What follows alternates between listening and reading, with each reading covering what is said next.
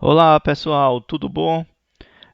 Vamos dar continuidade ao nosso curso de eletromagnetismo, onde eu vou aqui abordar com vocês alguns exemplos dessa primeira parte do nosso capítulo de corrente elétrica e resistência associados aí à corrente, né? A intensidade de corrente elétrica. Então, vou abordar aqui com vocês três exemplos simples para que vocês possam fixar esses conceitos que estão sendo abordados no capítulo de corrente elétrica, para que possam auxiliar vocês na compreensão do conteúdo e também na resolução da lista de exercício. Então, vamos fazer o primeiro exemplo relacionado ao nosso conteúdo, onde nós temos o seguinte enunciado.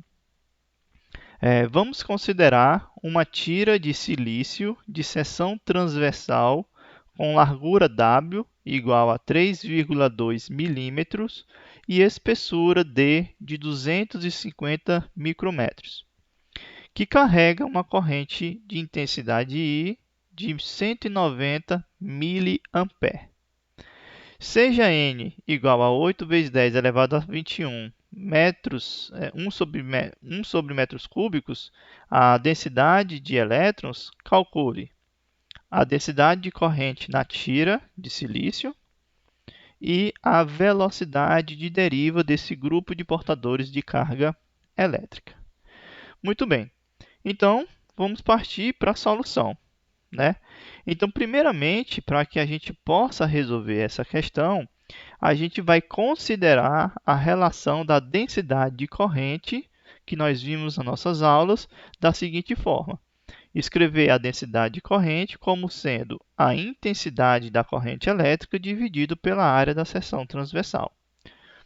Bem, como nós já temos o valor da intensidade da corrente, a intensidade da corrente vai ser nada mais, nada menos do que o valor de 190 mA. E a área da seção transversal vai ser basicamente o valor do comprimento vezes a altura, né? Porque se nós olharmos aqui no nosso enunciado, a gente vai considerar uma tira de silício de seção transversal com largura W e espessura D. Aqui nós vamos considerar essa tira como sendo algo retangular, tá certo? Então, se nós consideramos como sendo algo retangular, então nós temos que a área de seção que está sendo atravessada por essa corrente vai ser a largura vezes a espessura, que vai dar a nossa área. Então, substituindo os valores que são dados na questão, a gente vai ter que isso aqui vai ser 190 vezes 10 elevado a 3 ampere, dividido por 3,2 vezes 250 vezes 10 elevado a 9, que são os valores associados ao comprimento e à espessura. E isso vai nos dar o valor de densidade de corrente elétrica de 2,4 vezes 10 elevado a 5 ampere por metro quadrado. Então, essa aqui é a nossa densidade de corrente que a questão estava pedindo como sendo a letra A. Já a letra B pede para que a gente calcule a velocidade de deriva desse grupo de portadores de carga. Bem, nós vimos nas aulas iniciais que a nossa densidade de corrente ela pode ser escrita como sendo menos E vezes N vezes a velocidade de deriva, né? Onde N é justamente a quantidade desses portadores de carga e M é a nossa carga elementar. E aqui vai ser a velocidade de deriva que nós estamos procurando. Consequentemente, como nós temos que esses vetores de densidade de corrente e velocidade de deriva são vetores que estão paralelos um em relação ao outro, então a gente pode tirar o módulo desses vetores e, consequentemente, trabalhar apenas com os valores absolutos. Então, o valor absoluto, o módulo da nossa velocidade de deriva, vai ser a densidade de corrente dividido pela quantidade de portadores com a carga. Isso aqui vai ser igual à densidade que nós calculamos anteriormente na letra A, que é 2,4 vezes 10 elevado a 5 ampere por metro quadrado. Aqui eu vou ter a carga elementar de 1,6 vezes 10 elevado a menos 19 coulombs. E aqui eu vou ter a quantidade de portadores de carga por unidade de volume, que é de 8 vezes 10 elevado a 21. Com isso, mudando aqui a notação, vou chamar isso aqui de V de D. eu multiplicando esses termos e dividindo, a gente encontra que a velocidade de deriva desses elétrons vão ser de 190 metros por segundo, tá certo? Bem, então esse primeiro exercício é apenas para a gente trabalhar com essas partes numéricas dessas equações. É um exemplo bem simples para que vocês possam se familiarizar com essas definições. Agora vamos para um segundo exemplo, um pouco mais elaborado, né? Bem, nesse segundo exemplo, nós temos o seguinte enunciado. Na letra A, a gente tem que a densidade de corrente em um fio cilíndrico de raio R igual a 2 milímetros é uniforme em uma seção transversal do fio e vale J igual a 2 vezes 10 elevado a 5 ampere por metro quadrado, onde J é nossa densidade de corrente. Qual a corrente que atravessa a porção externa do fio entre as distâncias radiais de R sobre 2 e R? Então, essa aqui é a primeira parte do exercício. Já a segunda parte diz o seguinte: suponha, em vez disso, que a densidade de corrente através de uma seção transversal do fio varie com a distância radial R, segundo essa lei de transformação de densidade igual a A vezes R ao quadrado, onde essa minha constante A vai ser 3 vezes 10 elevado a 11 ampere por metro à quarta potência, e R está em metros. Neste caso, qual a corrente que atravessa a mesma porção externa do fio? Então, para isso, vamos resolver primeiro a letra A e depois a gente passa para a letra B. Então, para resolvermos isso, nós temos que primeiro compreender a estrutura desse fio, né? Então, vamos fazer um corte aqui, uma seção transversal, um corte transversal desse fio cilíndrico, onde eu tenho aqui o raio externo, ou seja, o raio mais externo, que eu tenho R, e um raio interno, que é R sobre 2. E tenho essa porção de área que vai ser atravessado por uma corrente, né, que eu vou chamar aqui de A'. Então, essa aqui vai ser a nossa área de interesse. Então, nós estamos interessados apenas na corrente que vai atravessar uma parte desse fio, que é o que nós temos aqui de área rachurada como sendo A'. Então, primeiramente, vamos ter que calcular o valor dessa área, que vai ser nada mais do que a área externa menos essa área interna. Essa diferença vai dar justamente a área rachurada, onde a área externa, que é justamente que vai de 0 a R, ou seja, essa porção azul, como se fosse calcular a área desse círculo azul, desse disco azul, isso aqui vai ser π vezes R ao quadrado, menos a área como se fosse compreendido por esse disco aqui em preto. Então, πr ao quadrado menos πr sobre 2 ao quadrado. Isso aqui vai me dar πr ao quadrado menos πr ao quadrado dividido por 4, onde organizando essa nossa área, a linha, vai ser 3/4 de πr ao quadrado, tá bom? Então, de posse dessa informação, a gente pode pegar esse valor e substituir. Nós podemos pegar o valor de R e substituir na expressão. Então, nós temos que a nossa área, a linha, vai ser 3/4 de πr ao quadrado, substituindo seus respectivos valores de π e de R, em termos de milímetros, né? Aqui passando para metros, a gente vai ter 3/4 vezes 3,14 vezes 4 vezes 10 elevado à sexta potência, negativa, e isso vai me dar uma área, a linha, de 9,424 vezes 10 elevado a menos 6 metros quadrados. Então, com essa informação, a gente pode pegar e substituir na nossa equação da densidade corrente em termos da intensidade de corrente e área. Então, eu tenho que a minha corrente I vai ser nada mais do que J vezes A. Esse A aqui agora vai ser o A', que nós calculamos anteriormente. A intensidade já foi dada na questão. E, consequentemente, a área foi o que nós calculamos anteriormente. E a gente encontra o resultado de I aproximadamente 1,9 ampere. Tá certo? Então, essa vai ser a intensidade de corrente que vai passar pela área rachurada, né? Que é a área de interesse. Então, vamos agora para a letra B, né? Então, se nós considerarmos a corrente como sendo algo não uniforme, ou seja, não constante, em termos de proporcionalidade na área, ou seja, se nós temos que a nossa densidade de corrente vai variar radialmente, então a gente vai ter que calcular a nossa intensidade de corrente elétrica como sendo a integral de superfície do nosso vetor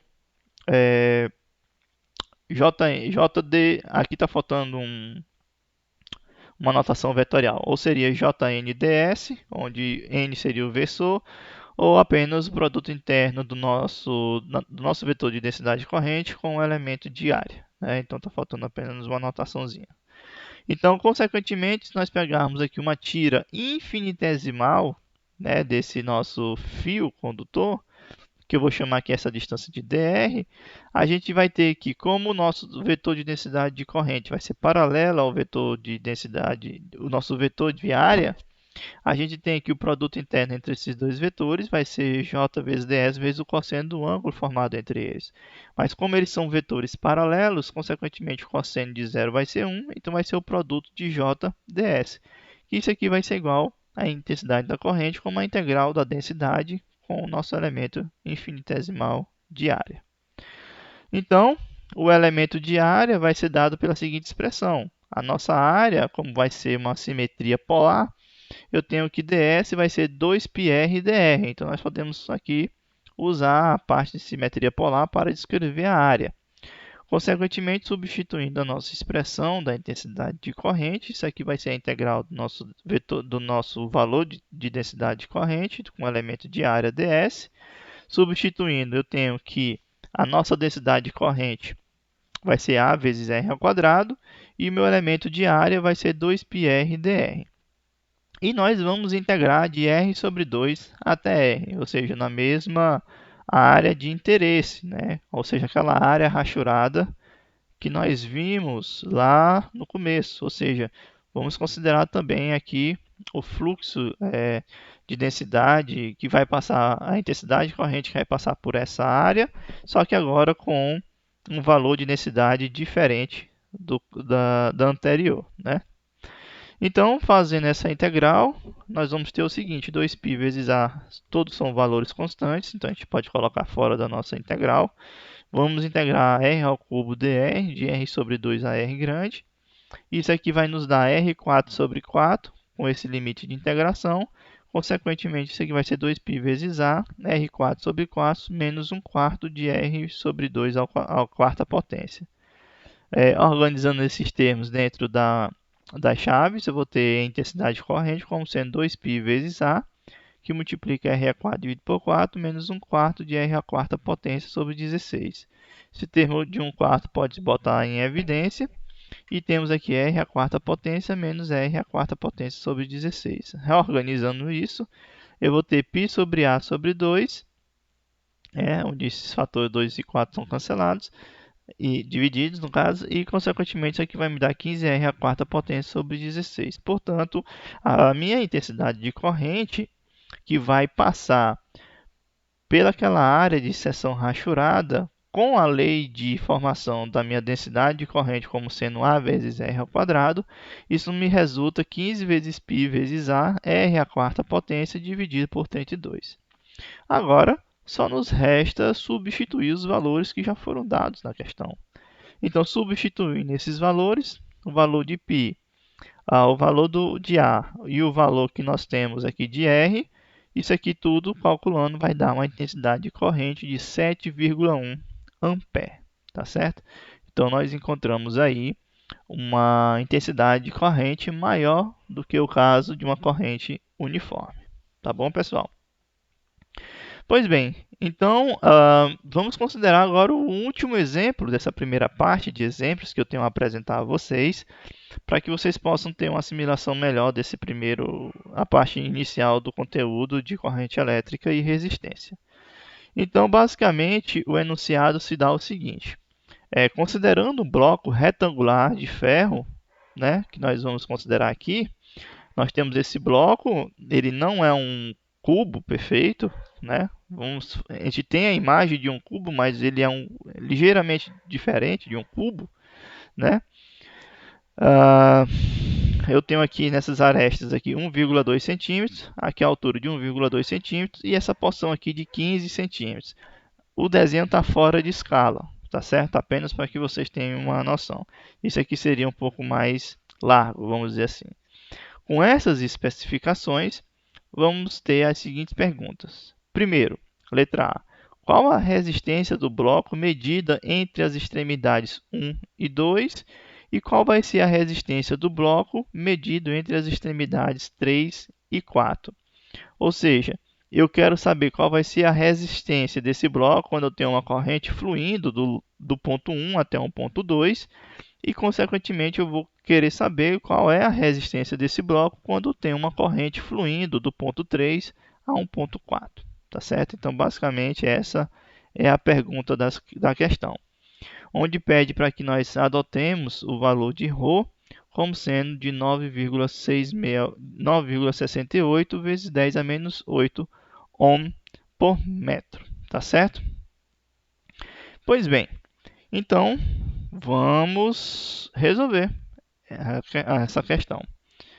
Bem, para resolvermos a letra A, nós temos que considerar a expressão da resistência da seguinte forma, onde a resistência ela vai ser dada como sendo ρ multiplicado por L, que L seria o comprimento, dividido pela área, tá certo? Então, essa aqui é a primeira parte que nós temos que considerar. A resistência vai ser dada aqui pela resistividade do material, que já foi dado na questão. Aqui o comprimento L, do tamanho que vai ser percorrido. E S vai ser a área envolvida do fluxo dessa corrente que vai passar. Então, consequentemente, nós temos que R vai ser dado pela nossa constante, nossa resistividade do material, que foi dado na questão. O comprimento vai ser de 0,15 metros, né? Que vai ser justamente fluindo de um ponto 1 até o ponto 2. E a área vai ser dada por 1,44 vezes 10 elevado à quarta potência, que é justamente a área das faces lateral. Isso tudo vai dar 10 elevado a menos 4 ohms. Consequentemente, a resistência vai ser dada em termos de 100 micro-ohms. Tá certo? Pode ser escrito como sendo 100 micro-ohms. Agora vamos calcular do ponto 3 ao ponto 4, né? Usando então a mesma expressão da resistência, onde R vai ser dado pela resistividade do material, que vai dar pelo comprimento dividido pela área. Então, aqui novamente, vamos usar o valor da resistividade que já foi dado na questão. O comprimento agora vai ser de 1,2 vezes 10 a menos 2 metros, né, que é do ponto 3 ao ponto 4, que é a altura. E aqui nós temos a área da seção 3 a 4, que vai ser multiplicada as faces. A área da face superior e da face é o mesmo valor da face superior e inferior. Isso aqui vai dar 6,5 vezes 10 a menos 7 ohms, que nós podemos reescrever nessa forma, que R vai ser igual a 0,65 micro-ohms, tá certo? Então, com esse resultado, a gente pode chegar a uma observação, né? Que a resistência elétrica de um dado objeto vai ser independente da intensidade ou do sinal da diferença de potencial aplicada entre esses pontos. Então, de forma equivalente, independente da intensidade e direção e sentido do campo, tá certo? Então, apenas para que vocês tenham aí uma noção, né?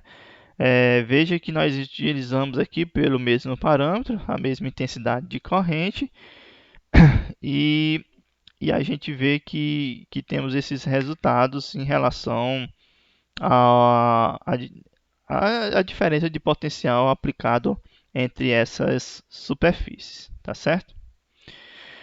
Pois bem, então é isso que eu gostaria de primeiro apresentar para vocês nessa primeira abordagem do nosso capítulo introdutório, da nossa parte introdutória do capítulo de corrente elétrica e resistência. E aí, ao longo do desenvolvimento do capítulo, vou apresentando a vocês outros exemplos para que vocês possam ter uma melhor compreensão dos assuntos abordados, tá bom? Então, pessoal, ficamos por aqui e até a próxima.